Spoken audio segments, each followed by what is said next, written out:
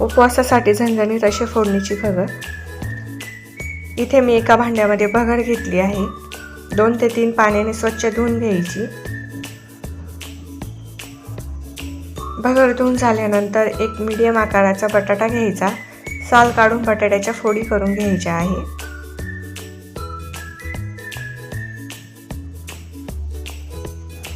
बटाट्याच्या फोडी पाण्यामध्ये घालून ठेवायच्या।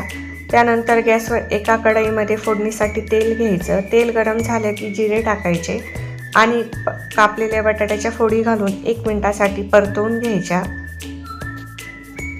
बटाट्याच्या फोडी परतोस्तोवर मिक्सरच्या भांड्यामध्ये 4 ते 5 हिरव्या मिरच्या, भाजलेले शेंगदाणे घालून याचा कूट तयार करून घ्यायचा आहे।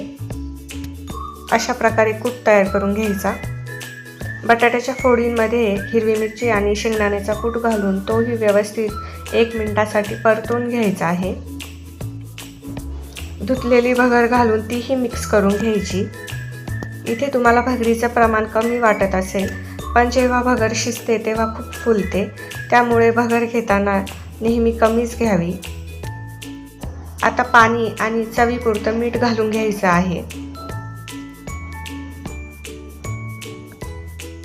व्यवस्थित मिक्स करून कढईवर झाकण ठेवून 10 ते 15 मिनिटासाठी मीडियम आचेवर भगर शिजवून घ्यावी।